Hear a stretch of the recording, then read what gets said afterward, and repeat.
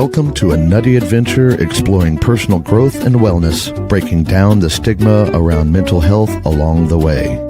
Let's dive in because now it's time to show me your nuts.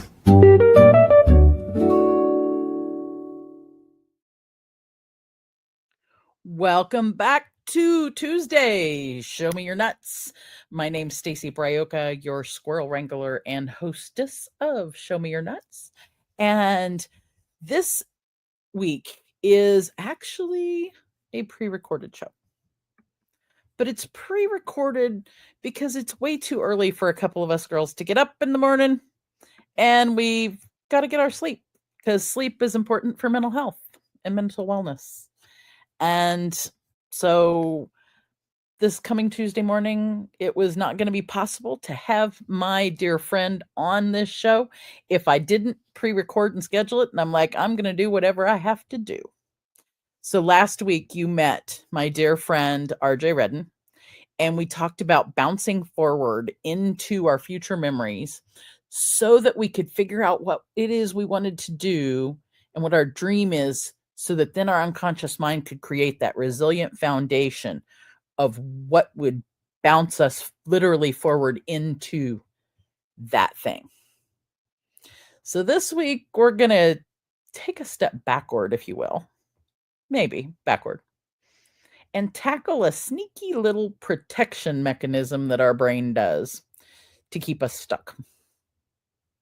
Yep, you guessed it, procrastination. Procrastination, though, for reals, is not laziness. Let me repeat that for you so that you hear me well. Procrastination is not laziness. It's your nervous system trying to keep you safe. It's your nervous system saying, whoa, wait a minute, I'm not ready for that thing, whatever it is. I don't have everything I need. I'm scared of that. I'm whatever. And so it's keeping you, it thinks it's keeping you safe. Granted, sometimes procrastination, what it does is put us in higher risky situations of, I didn't get that done, now I'm more nervous. So it does beg to be dealt with somehow. So today we're going to discover how resilience, that resilience we talked about last week, helps us plow through, if you will, that procrastination.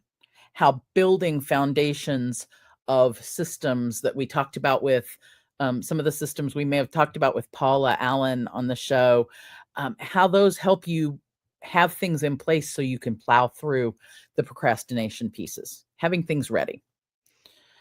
So just to help me get ready, in the chat, and by the way, I will be awake Tuesday morning and I will be watching this.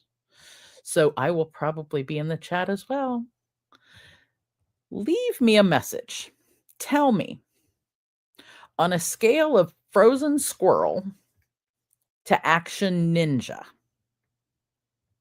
similar to our ninja bot squirrel that you met last week, on a scale of frozen squirrel to ninja bot squirrel, where are you today?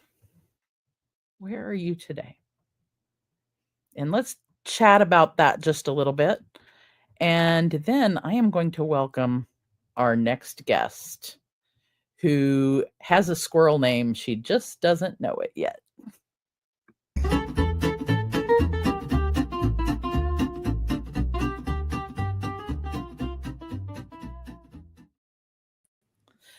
Welcome to Show Me Your Nuts Studio, Miss Peggy McCarthy. Peggy is a certified professional photographer of 37 years experience. And what that means is, don't get your photos taken unless you're getting them taken by someone who is a certified professional photographer. They know their ish. They know what they're doing, not just how to get you in just the right pose and stick your neck out like a turtle and those things. At least that's what my professional photographer does with me. not just all those things. They know how to compose things. They know how the lighting works.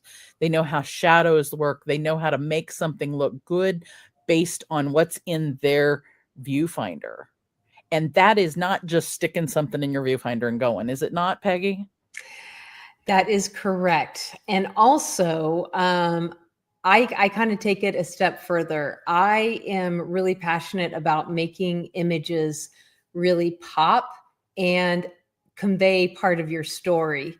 I've been a certified professional photographer for 37 years. This is true. And about 10 years ago, I started working with actors, and actors use their headshots for everything. Like if they don't even get the chance to show their talent unless their headshot is picked.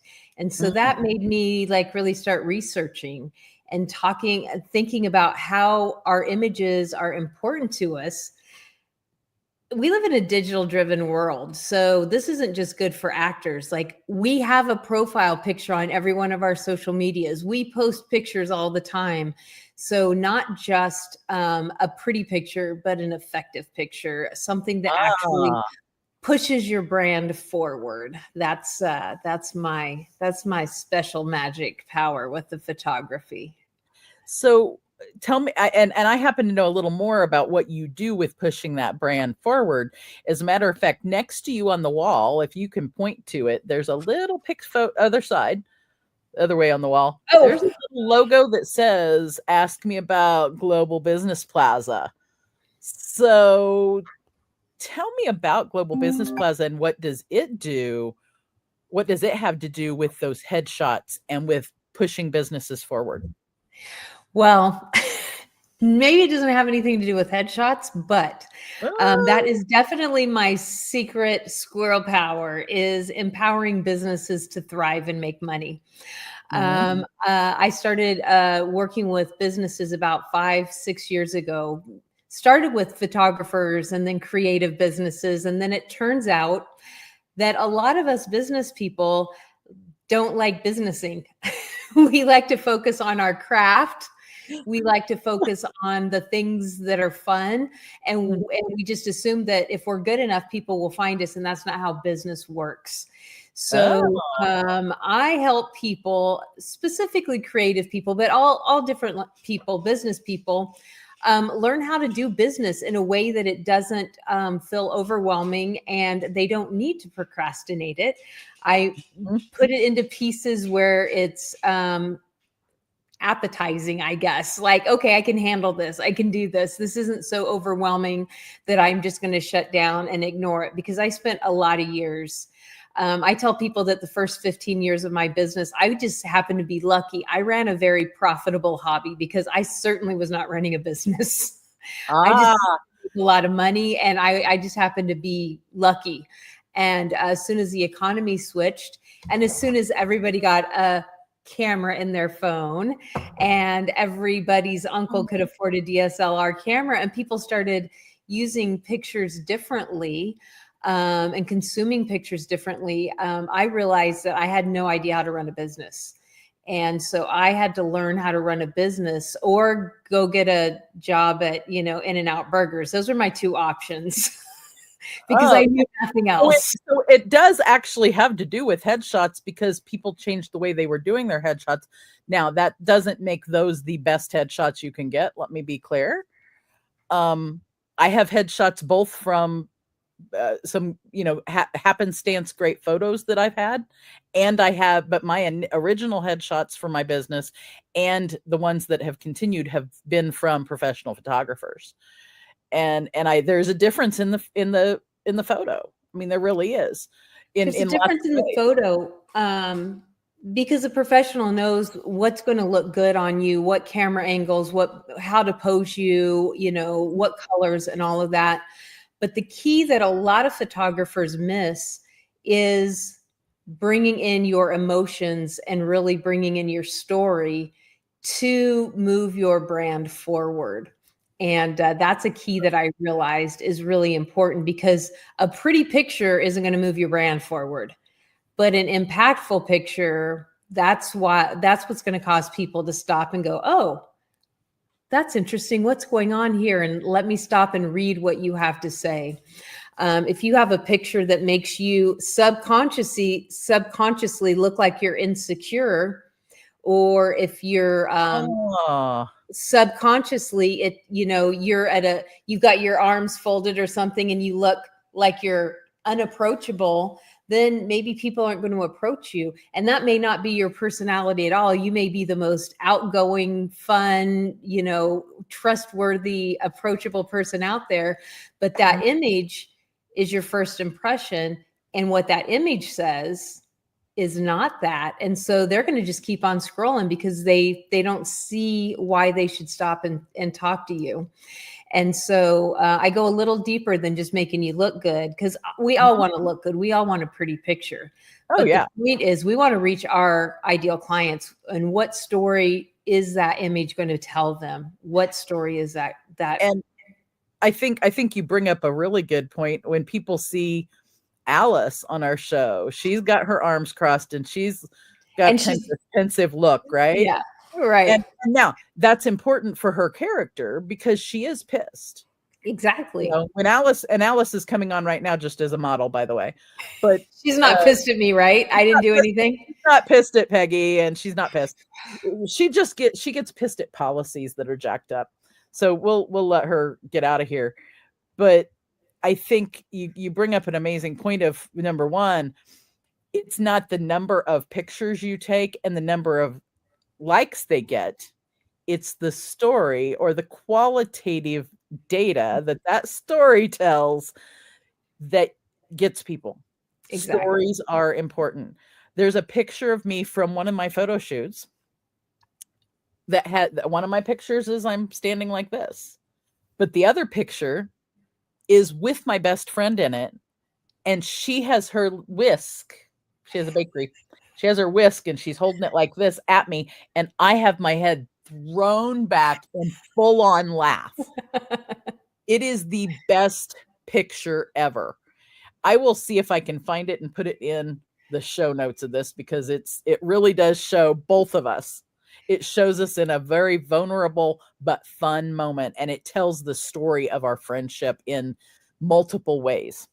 Well, I'm going to tell you, I know we didn't come in to talk about pictures, but somebody needed to hear it. Somebody needed to hear this, Stacy. So exactly. That's what we're here. We're here. So if you've been procrastinating getting your headshot photos, you probably do need to hear this. So somebody may need to hear it. A lot of people say, oh, I'm not photogenic, or, oh, I hate all the pictures when I get a photographer to take it, blah, blah. Well, the reason is the camera's job is to capture your essence, your personality, your you, right? Not just the physical you, but it captures you. So the problem, a lot of people come into this studio and the first thing they're thinking is, oh my God, my hair's doing this weird thing. Oh, I hate my hair like this. Oh, I hope I don't look fat. What about that thing on my neck? Oh, I hate it. Why is the photographer turning me this way? I hate this is not my good side. Oh my God. And what happens? The camera captures all of those insecurities. And so when people look at that picture, they see your insecurities. Subconsciously, they see your insecurities. So even though you may physically look pretty or beautiful or whatever in that image gives that energy of insecurity because you're insecure. So what I do is the first thing we do is who are we talking to? Okay, these are your ideal clients. What do they need to know about you? All right, now tell me how it feels when you book that client that, your ideal client, and you just saw that payment come into the bank. How's that feel? Ooh, that feels pretty powerful, right? Now I want you to feel powerful and give me that into the camera. And that is the in a nutshell, we can have nutshells on this show, right? We've got nutshells. Yeah. I think this is a good time to reveal to you, Miss Peggy. Oh, do I have a squirrel name? Yeah, everybody either earns or gets a squirrel name on the show. They either happens while they're on the show. It's beginning to happen before they get to the show. And we've known each other for a minute, so I'm going to say that, Peggy, you had a different squirrel name, but then something happened this week. Oh no. Was it a LinkedIn post? And you got a new squirrel name. Body slam hug squirrel. Body slam hug squirrel who has a camera around her neck, and she is going to gently body slam you into that perfect photograph, even if you've been procrastinating getting your headshots done. So RJ Redden was on your show last week, correct? Mm-hmm. I was in a meeting with RJ Redden and I said, I'm going to bully somebody. And RJ's like, we don't bully people here. And I was like, how about a body slam hug then? Mm-hmm. So I'm going to put that on a t-shirt, Stacy. That is going on a t-shirt. Moments after that interaction, the graphic was created and and I just did not reveal it to you. It has been revealed to a few people. Okay, that's no, I didn't. I waited. Procrastination isn't when you wait. I waited, and it was all I could do. Intentional waiting is just waiting. It's all I could do to not show you your squirrel name now. But I have experienced Miss Peggy's body slam hug squirrel, and that's why it even made more sense, because I think sometimes in our business, we avoid businessing. Like she said, we procrastinate it because it scares us. We procrastinate it because we don't know how to do it. We procrastinate because we're insecure on how to do the businessing, the things. And we don't know who to ask. We don't know what to do. And we get frozen in that procrastination and it keeps us stuck. Stacy, I ran a business for 15 years. And if you would have asked me at any time in those 15 years, I would have looked at you and with my whole chest said, yes, I'm a business owner. I run a photography business, until I realized I wasn't running a business. And I did know there was pitfalls and I did know I wasn't doing everything right. Mm-hmm. But I didn't want to ask because I was embarrassed, because I wasn't just starting. I wasn't a new business owner, and I had new business owner questions because I wasn't doing business right. And so then I felt like, well, people are going to think, and this is a word that I don't say lightly. So this is a cuss word. Is it okay if I cuss on your show? You have to. It's kind of a requirement on this show. Okay. I felt stupid. And I know that's like one of the harshest cuss words that I hate that word. It's a harsh word. But I did. I felt really stupid. And I felt embarrassed to ask anybody because I was like, well, I'm a business owner. I've never had a real job. I've always had my own business, and I don't know how to do a profit and loss or whatever it may be, whatever it was. I don't know how to do this thing that's really important to business. And I don't know how to set up a marketing, and I don't know, for 15 years, word of mouth is all I needed. And now I've got to figure out how to market myself. And I need to have these things in place that I didn't have in place, and I didn't know what to do. And I'm dyslexic. I am very dyslexic. I was 11 years old before I started to learn how to read. And I only bring that up because that's my neurospicy superpower. It's one of the things that's why stupid is in my book a really, really terrible word, because anybody that knows me knows that I'm not stupid, but that's how society and people wanted to make me feel, because I didn't fit into the box that they wanted me. I didn't learn the way they wanted me to learn. Now, keep in mind, I was 11 and I had to tell my teachers that I didn't know how to read. They had no clue I couldn't read. That's how stupid I was. I had made it through to the fourth grade. Yeah. So what you're saying is I'm glad you bring up the word stupid, because the word stupid is similarly to the word nuts.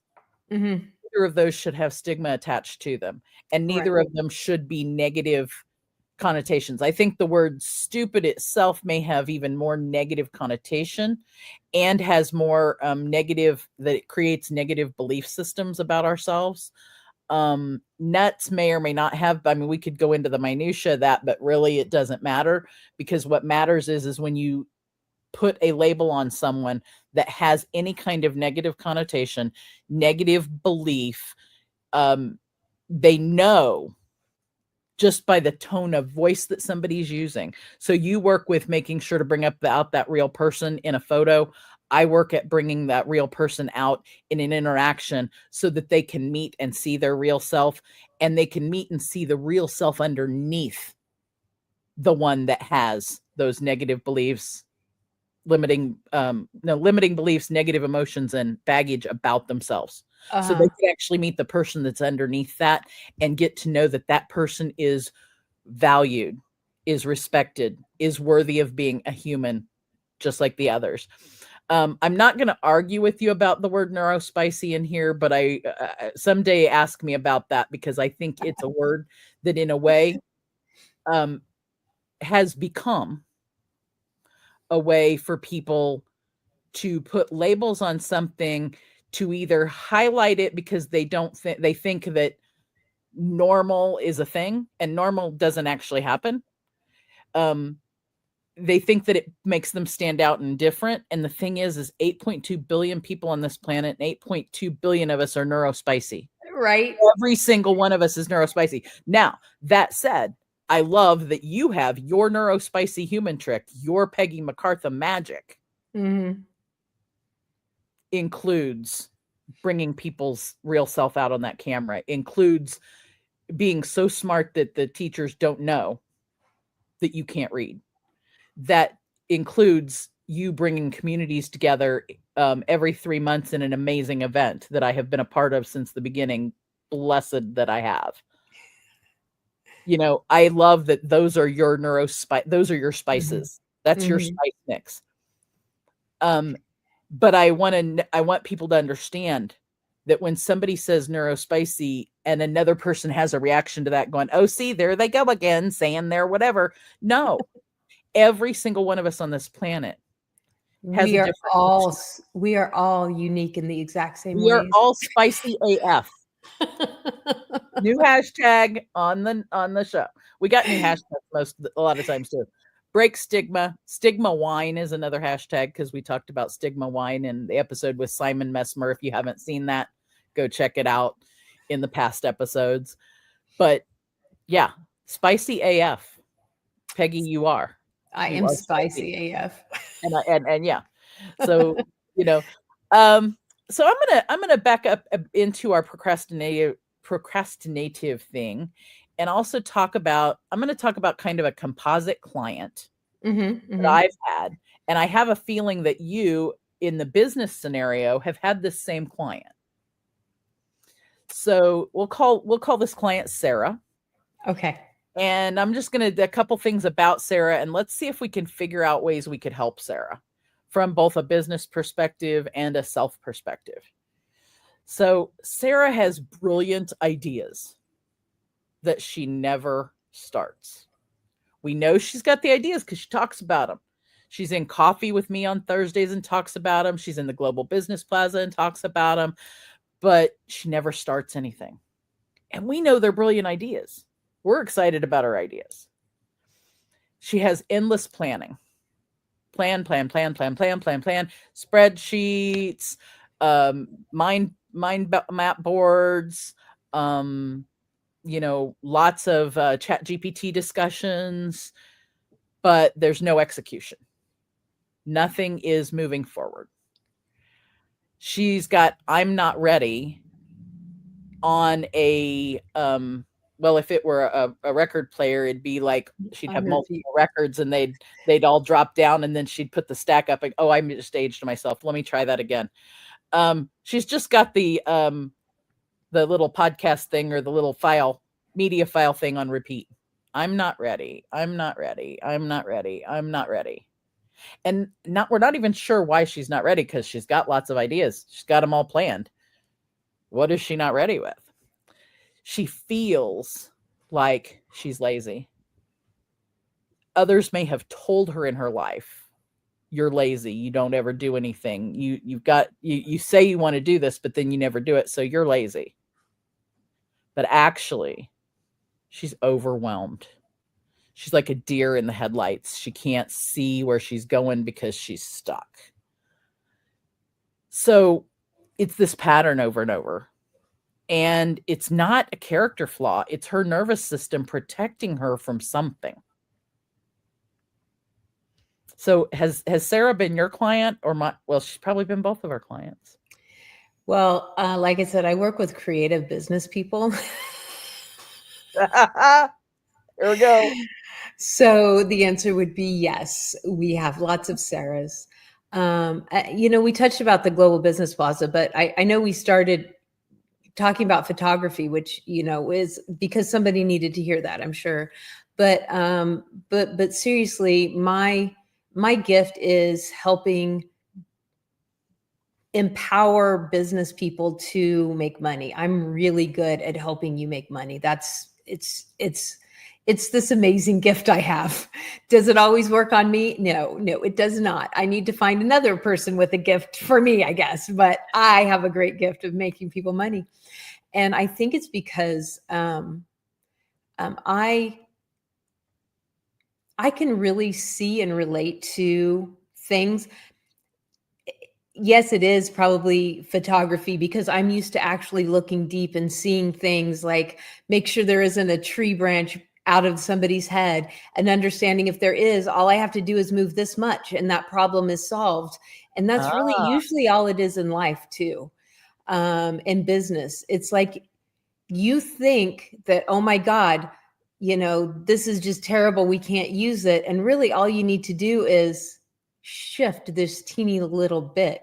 And I'm really good at helping people see that and shift just that tiny little bit. And I also know what it feels like. Scared of. I also know what it feels like to be scared. Mm-hmm. I also know what it feels like to feel stupid. I also know what it feels like to feel like I don't belong. And I think those are all reasons why we procrastinate. That's our, like you were saying, that's our safety net. That's our little armor that covers us. Because what if we do this and somebody laughs at us? What if we do this and we do it wrong? What if we do this and it doesn't work? I'm the what if we do it and it doesn't work and we had a great time and we all laugh about it and we try it again later. Kind of like what? Like trying to pre-record a show. Exactly. And we realize we're live. And if you know, you know. And if you don't know, go look at the YouTube. But I love that you bring in some of these myths, because there are myths there. I've got 3 of them here I want to read to you. And I want to see if we can go through. One of them is the one we've been talking about of procrastination equals laziness. And the truth of that one is actually it's fear of not being good enough. It's not that you're not good enough. It's that you're afraid that you are not good enough. And fear is our one emotion that lives in the future.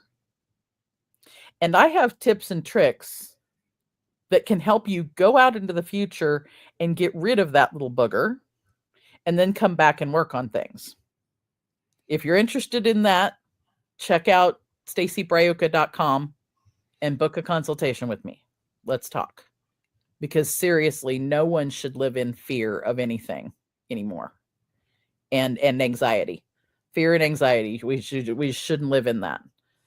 And that, speaking as somebody who had generalized anxiety disorder for 40 years.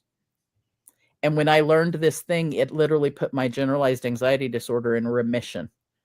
And I am not afraid to say that on a camera, in a show, or live to anybody. And that's as a therapist who during that 40 years, almost 25 of it was a therapist and knew things I could use, but those things did not work for me. So I'm saying that I have now multiple tricks that'll work with that, because we have all of the powers we need to live in this life in here, in our unconscious mind. We just need help bringing them out. Like Peggy bringing out the real person in the photo. I bring out the real person so that you can be the real you. Not to throw a complete commercial in there, but our nervous system, our unconscious mind, does things to protect us. And when we feel like we're being told we're lazy, we're being told we're stupid, then we have that fear and that emotion of I'm not good enough comes bubbling up. And it's the one that makes the decision for us instead of the one that has all the planning done and has amazing ideas. Mm-hmm. So it's our nervous system in freeze response. The other myth is just push through it. That forcing yourself through the thing will make it happen. And that's no different, I think, than when you were talking about people being on camera and just going, okay, well, just force it. Just put your chin out this way and turn this way. And The little cheesy smile, right? Yeah, that's not going to be the best portrait. Mm-hmm. I know for me that when I have something to do and I just can't do it, if I try to push through it, A, it takes me forever to do it, and B, it's never good. So a lot of those things I have learned just to let them set, like not force it. Mm-hmm. Just let it brew, because a lot of it is just me trying to work it out in my head. Like it's working back here while I'm doing these other things. And then when it snaps, it's like boom, and then I get it done and it's fine. And then I'm like, why didn't I just do that 2 weeks ago? And then I'm like, because you couldn't have done it 2 weeks ago. I couldn't have. Right. But now, And or like 2 hours ago. Take your hands and put them together like this. And you're pushing through it with one hand. Mm-hmm. And then this hand, it doesn't want to do the thing. What happens when you're do you have a feeling in your body, in your hands right now? Right. It's pressure. It's pressure. So force on this side creates resistance on this side. Mm-hmm. You're creating stuck. Mm-hmm. You're creating you're giving yourself even more freeze and more stuck by forcing something that's creating more resistance, and you're not moving it's not moving anywhere. Not moving it. It's not going anywhere. Relax your hands and think about something, maybe go for a walk. And it seems so counterintuitive. Mm-hmm. In our society, we're socialized to just do it. Just do Nike. No shade to Nike, but just do it. Just do it. Just do it doesn't always work. It doesn't always work. Now, there are things that I do say, all right, I'm just doing this. Yeah. But when it comes to those things where I feel stuck and frustrated, I'm like, you know what? Why? Because when you try and push through and it's not working, then it's like, just stop. I'm going to stop. I'm going to go walk the dogs. I'm going to go work on another project. I always have another project to work on. You've met me, You're an entrepreneur and don't have just another project brewing, come talk to Peggy and I will help you build more projects to talk about, because if you don't have that many going, it's okay. It's all right, but we'll help you come up with more, which brings me to one of the things I do when I'm stuck. I go to our favorite place in the world, hashtag this is my go brunch, and check in with my peeps. Check in with I call you guys my coworkers. Yeah. We meet in rooms just like this studio looks like. And it's really cool because you can find where your friends are at any given time. And if I'm stuck on something, one of the best things I can do is either go have a laugh with Peggy or go give her my dilemma and she stirs another idea for me, or whoever it is I can find. And you frequently, I think, finding your friends or your coworkers. Sometimes it's not even about like, hey, I'm stuck. I need your idea of it. Sometimes it's just about saying it out loud. Mm-hmm. Sometimes if I go to Stacy and I say, I'm working on this thing, blah, blah, blah, blah, blah, blah, blah. By the time I'm at the end, it's like, thank you. Got it. Bye. I'm like, okay, what did I do? But it's just giving yourself that space and that permission to not know everything all of the time. I was raised by perfectionists. Which brings on procrastination like nobody's business. So the permission to not know everything all of the time and be perfect is a big thing for me. Mm-hmm. Yeah, and because if you feel like you have to be perfect all the time, you are going to procrastinate over and over and over again. And if you finally have permission to not be perfect, permission to experiment, our friend RJ, one of the things she does, she does it so smoothly, I'll say, is she is constantly, I know that behind the scenes, she is constantly trying little experiments, and we may or may not even know it. Those of us who, even if you know her, you may or may not know what kind of little experiment she's trying to see what it does, so that then she can go, aha, hey guys, guess what I found? And then we're all surprised that she found this new cool thing, and it was because she was doing an experiment to see if it worked. So can I tell a story about Peggy? Well, or do you need Peggy. To get through your? You are Peggy. How are we going to? And I have a really good story about her. Absolutely, especially if it has to do with procrastination and perfectionism. It has to do with perfectionism. So okay. I work with business people, and I'm always telling people, done is better than perfect. Like, you don't have, it's fine if it's not perfect. You're going to learn. You're going to keep going. Like, I've told everybody that knows me or worked with me knows I tell you that. Yep. Does Peggy practice these same things? Not always. Mostly no. Not always. So I decided to do a speed networking. Do you remember? Did you come to this first speed networking? Were you there? I unfortunately I was not there because it was during my husband time. Okay. So I decided to do a speed networking on Go Brunch. Never been done before. I mean, I had asked people, they said it had never been done. 78 people signed up. What could possibly go wrong? I tested everything. I tried everything, blah, blah, blah. I believe around 53 people actually showed up. It did not go smooth. I'm sitting here as the administrator watching the world just crumble. And I was just like, I was embarrassed. I was ready to just like, I was like, I have all these people here. A lot of them are brand new people, first time they've met me, and I failed. This is a nightmare. Oh. So after like 15 minutes of just not knowing what to do, I called everybody back into the main room. And I was going to say, thanks for trying this experiment. Go home. And I call everybody back, and everyone is laughing. Everyone is like, oh my God, this is the best networking event I've ever been to. And they're like, just like, and I'm like, what? And I was like, they're like, why'd you call us back? We want to go back to networking. What do you want, Peggy? Leave us alone. And I was like, okay, carry on.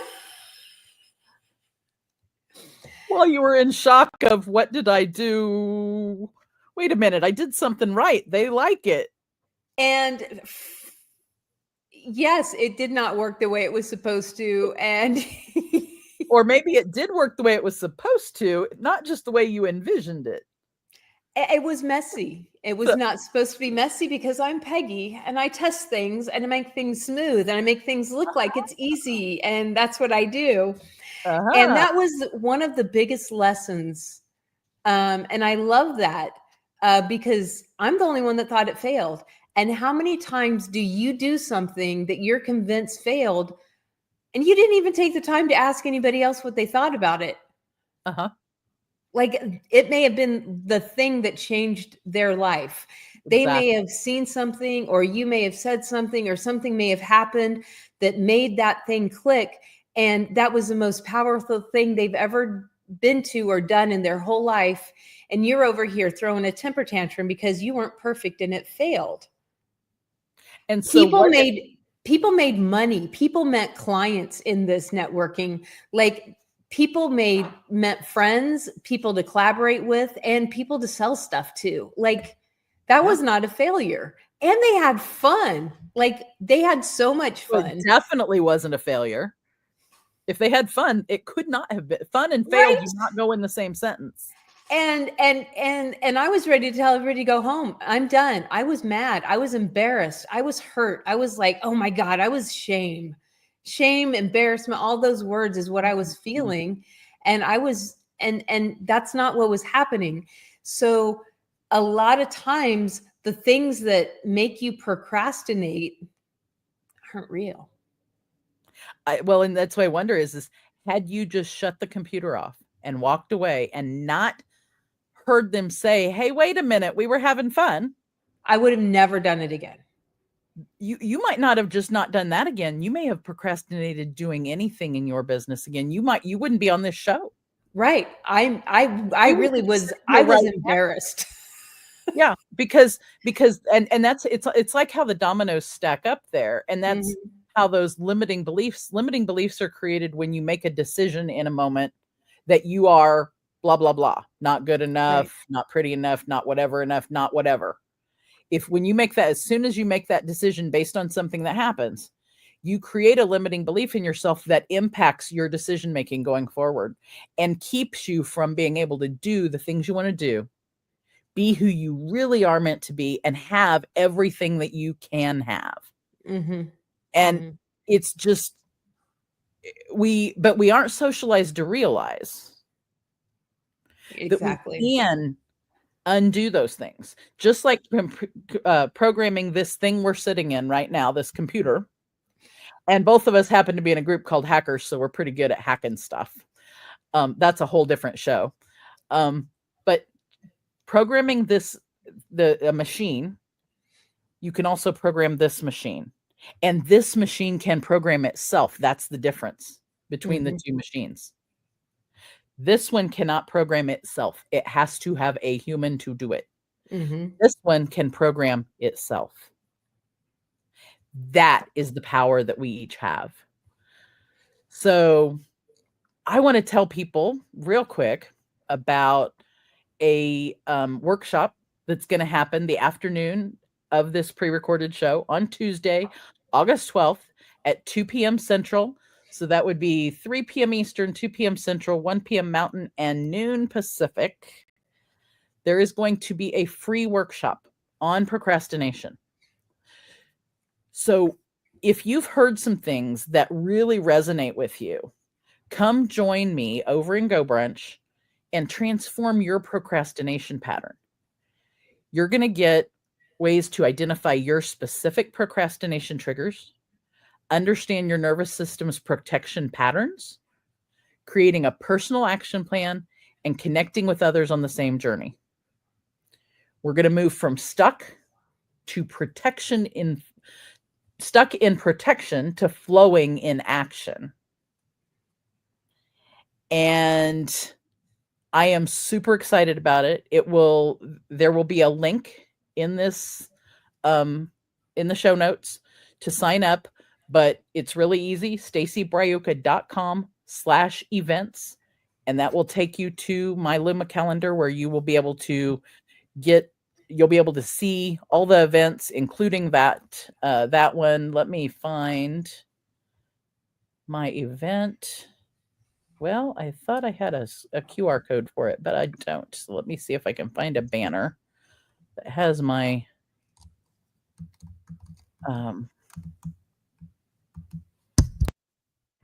I can't find it. I'm just going to type it in while we're at it.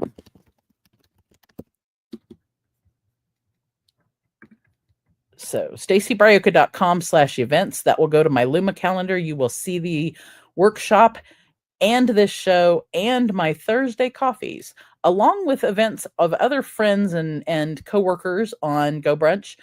There's lots of fun things happening over there all the time. You also have the link running on the bottom of the screen to get a hold of Peggy. That's a shortened link because the link we had was kind of long. And you can learn more about how to get unstuck in your business and move yourself, just really move yourself forward. Come join in a community that helps each other, hold each other accountable, and move forward. And that community in Go Brunch is really just costs a Go Brunch account, which is not much. So come join us on those. Let me see what else I was going to tell people about. Does that short link, does that go to chatwithpeggy.com or does that go to the Global Business Plaza? It goes to Global Business Plaza is where that one goes to. So we're going to do a quick little set of an activity of nutty nuggets and see which ones you will try this week. So I'm going to give you 3 nutty nuggets and see which one you're going to try before our workshop. And Peggy, you're going to have some little extra time because we're pre-recording this ahead of time. So you'll be able to tell us which one you're going to try before Tuesday's show. So 3 tools for moving through procrastination today. The first one is the 2-minute brave. And it's set a timer for 2 minutes and do the scariest AF task that you can think of or that you have on your LE planner. And we'll have to tell you about the LE planner here in a minute. Turn your timer on, 2 minutes, do your scariest task for that 2 minutes. Just the 2 minutes. Don't go 2 minutes and 1 second. Just 2 minutes. The second one is the good enough draft. And I know my friend RJ Redden will love this one. Maybe. The good enough draft is to create a 60% perfect draft of something to break your freeze. So I don't know if we talked about blank page syndrome with RJ. It doesn't say you can't use any tools. It's create a 60% perfect draft to break your freeze and your blank page syndrome.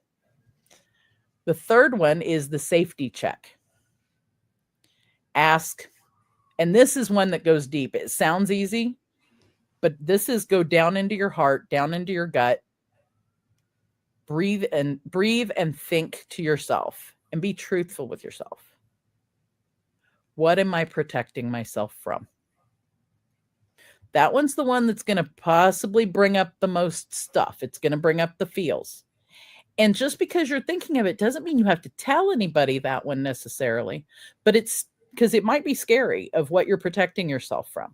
But if you're truthful with yourself about what you're protecting yourself from, then just like that tree that's going out somebody's head and Peggy shifting the camera, it's likely all it's going to take is shift yourself to get away from that thing you're protecting yourself from. So it's a powerful one. So we've got the 2-minute brave, the good enough draft, and the safety check. Okay, so I kind of live by the 2-minute brave. I mean, I set a timer. It's like it may be a 12-minute timer, it may be a whatever, but I'm like, okay, I'm going to work on it for this amount of time, and then I just do that. So I do that. I implement that already. That's probably my most powerful tool. And then the blank page, I don't feel like I'm ever, Stacy, I don't ever have a blank page.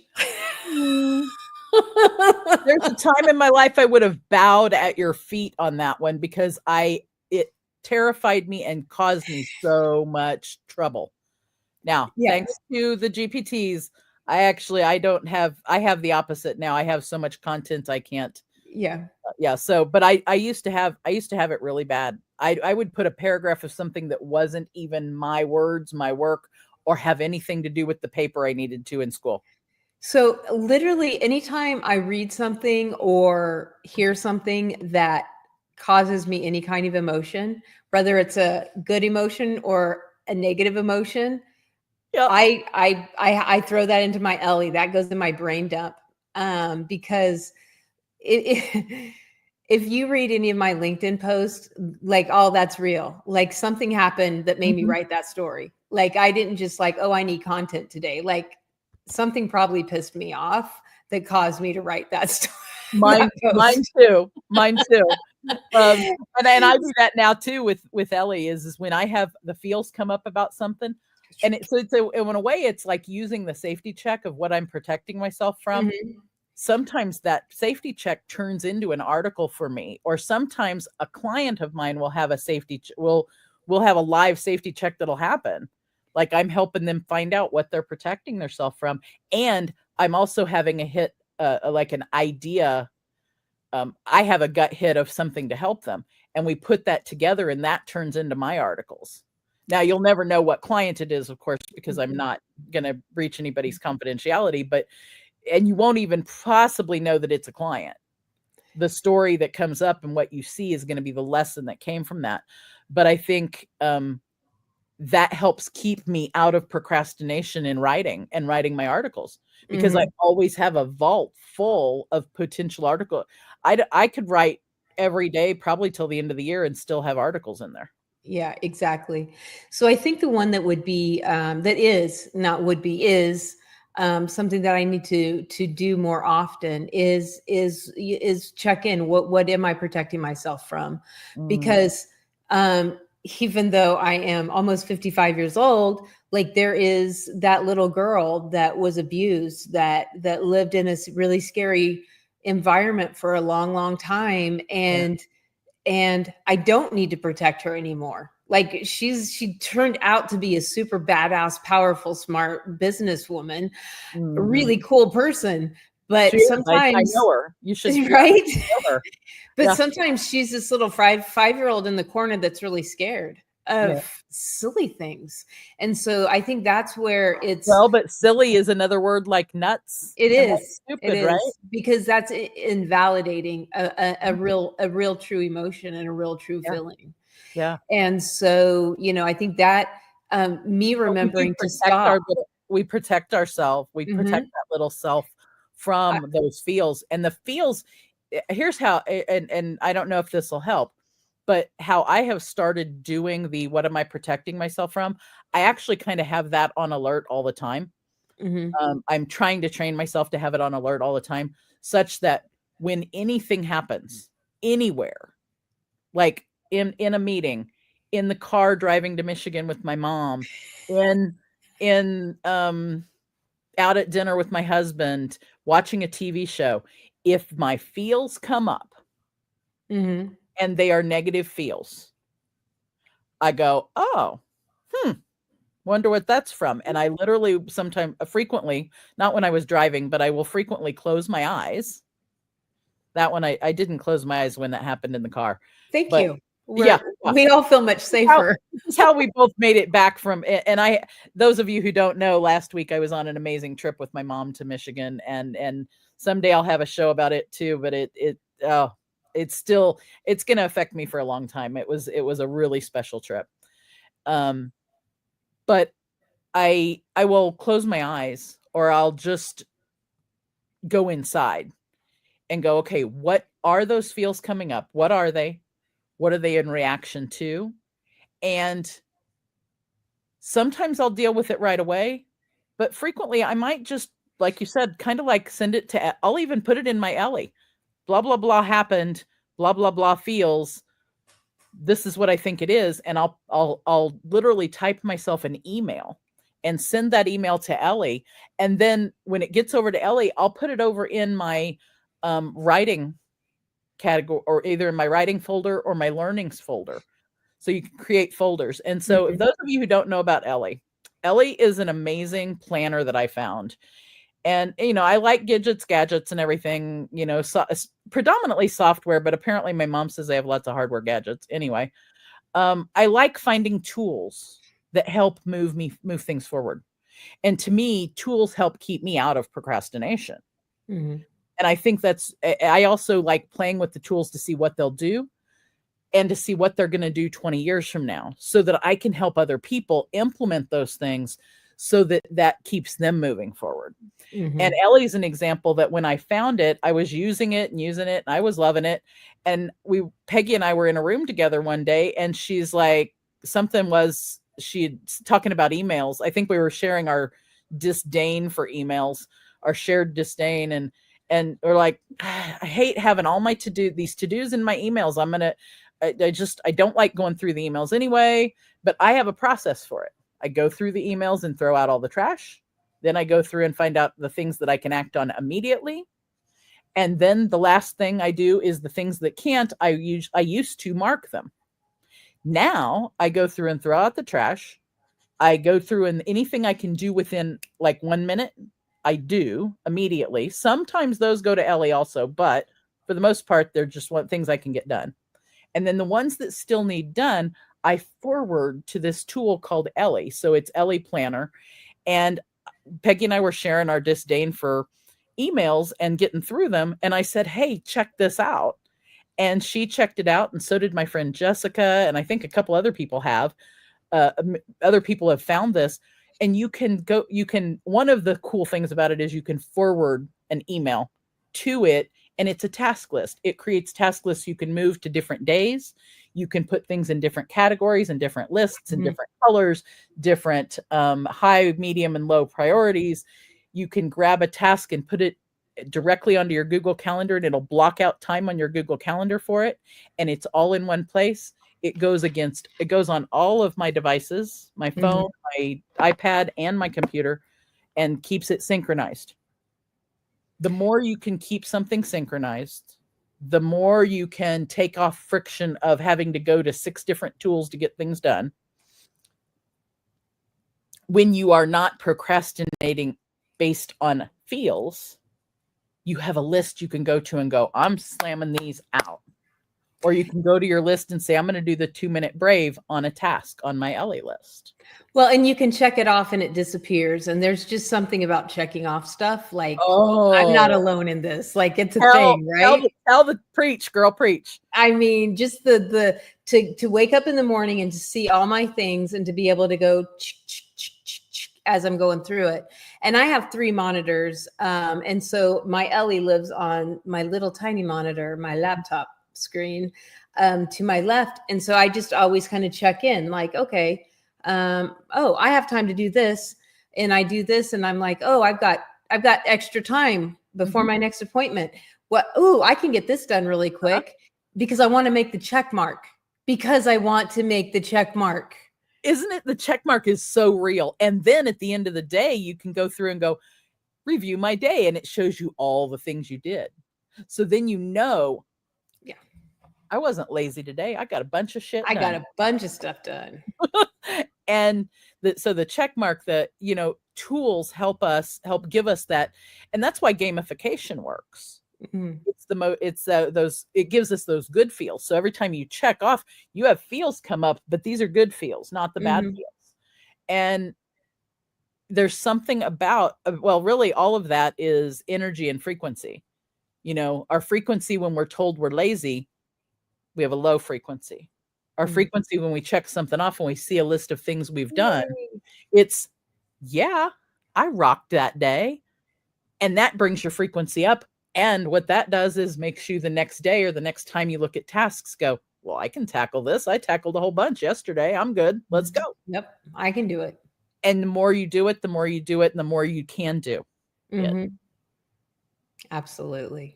I think we did a bunch today here, Peggy. I think we did too. And if they want to know more about Ellie, they should go watch our little oopsie from the other day. That's even because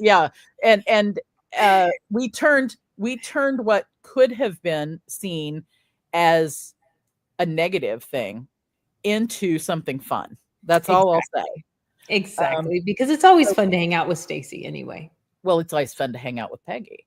So I'm going to say there's a couple of, I think, key takeaways that people should have from today, and come to the workshop, because we're going to go into these same things and talk about them even more. But procrastination is protection. It's not a character flaw. Resilience, not force, helps us move through fear safely.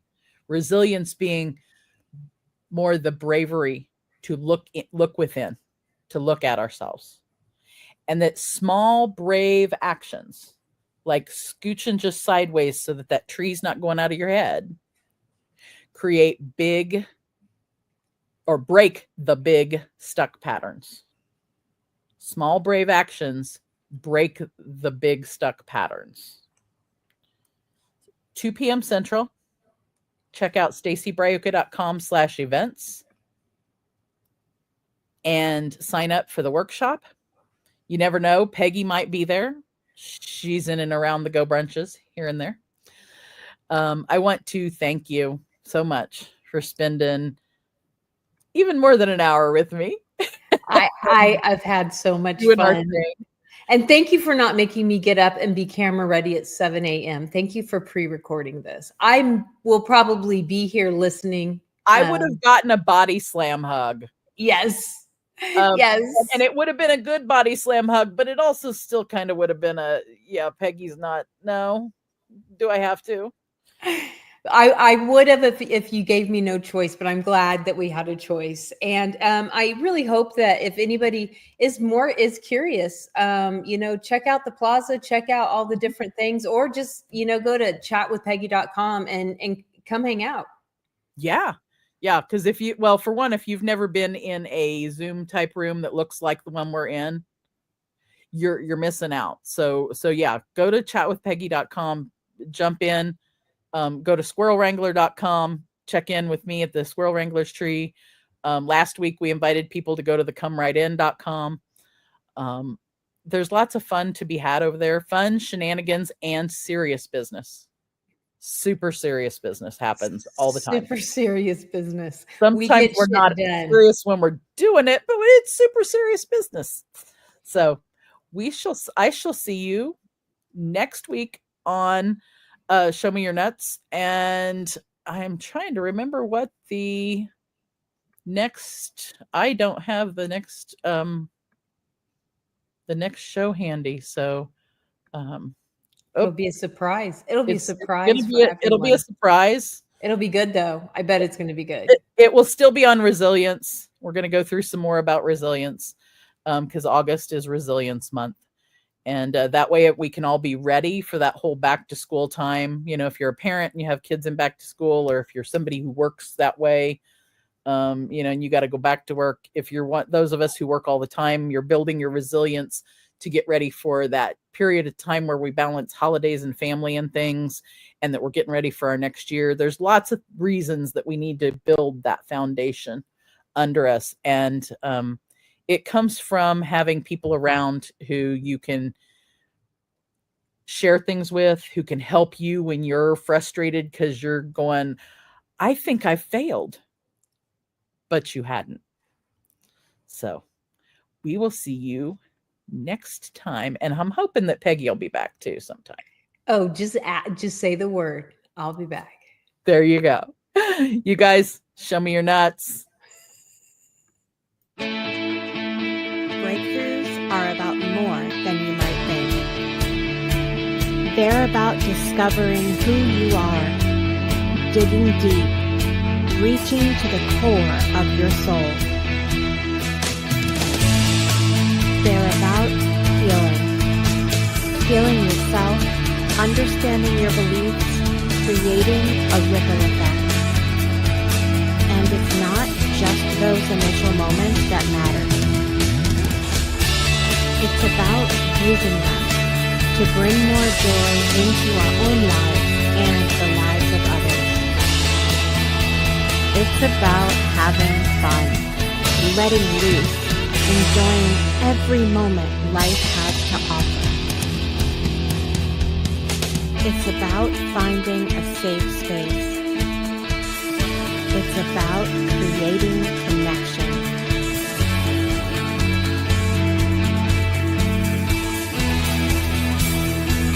Join us each and every day for exclusive programming, special events, and a community to call home.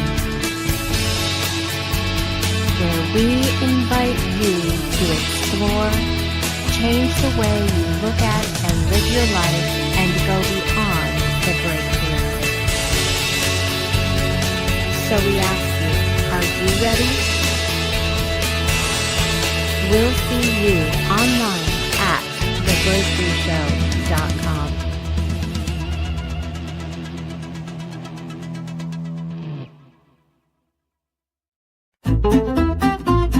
Thank you for joining us on this nutty adventure. Remember, personal growth and wellness are journeys best taken together. Keep exploring, keep growing, and don't forget to show me your nuts next time.